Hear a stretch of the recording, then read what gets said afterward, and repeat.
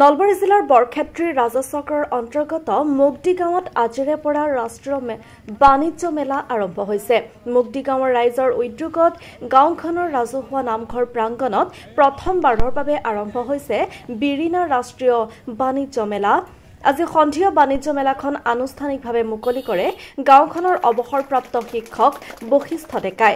15 দিন ধৰি চলিবলগীয়া বাণিজ্য মেলাত মানৱ জীৱনৰ দৈনন্দিন কৰ্মত ব্যৱহৃত সা সামগ্ৰীকে ধৰি বিভিন্ন বস্ত্ৰ আৰু খাদ্য সামগ্ৰীৰ সম্ভাৰ থাকিব। বাণিজ্য মেলা মুকলি কৰি বশিষ্ঠ ডেকাই অঞ্চলটোৰ ৰাইজক বাণিজ্য মেলালৈ আদৰণি জনায়। এতিয়া আমাৰে সৌভাগ্য বুলি কম আমি প্ৰথমবাৰৰ বাবে এই মুগদি নামঘৰ প্ৰাংগণত বিৰিণা ৰাষ্ট্ৰীয় বাণিজ্য মেলাৰ ইয়াত এটা 15 দিনীয়া কাৰ্যসূচীৰে ইয়াত মেলাখন আৰম্ভ কৰিছে। মই আশা ৰাখিম উদ্যোক্তাসকল সফল হওক আৰু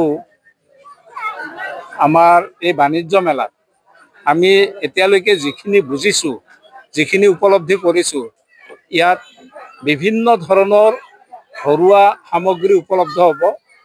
বিভিন্ন কানি কাপোৰৰ পৰা আৰম্ভ কৰি ড্ৰেছ পাতি, বিভিন্ন আচবাব, জোতা, চেণ্ডেল, বিভিন্ন ধৰণৰ আমাৰ প্ৰয়োজনীয় সামগ্ৰী ইয়াত উপলব্ধ হ'ব।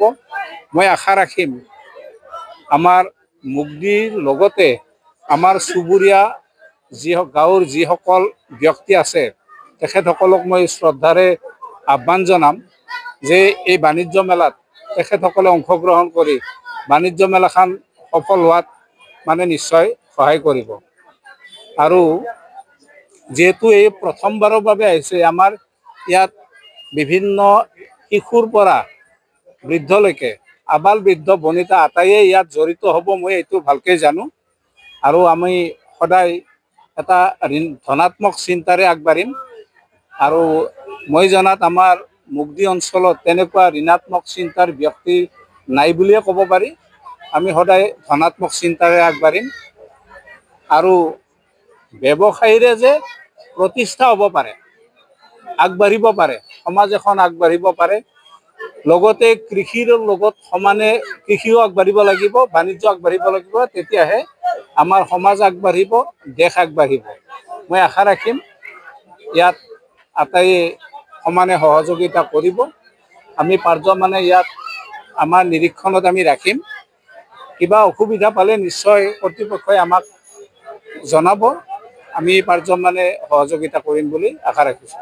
সকলক মই পুনৰবাৰ আহ্বান জনাইছোঁ, ইয়াত আহি সহযোগ কৰক, বিভিন্ন সামগ্ৰী ক্ৰয় কৰক।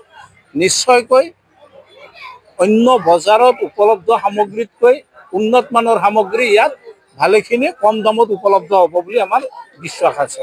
মুকলি অনুষ্ঠানটোত মুগদি, সোণাপুৰ, ৰামপুৰ আদি গাঁৱৰ ভালেকেইজন বিশিষ্ট ব্যক্তি উপস্থিত থকাত লোকসকলক সম্বৰ্ধনা জনাই উদ্যোক্তা সমিতিয়ে।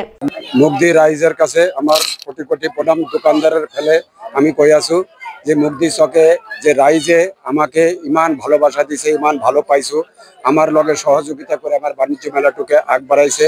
আমি তাতে মুগদিবাসীর কাছে চিরকৃতজ্ঞ হয়ে আমি থাকিলাম। এইটুই আমার বক্তব্য।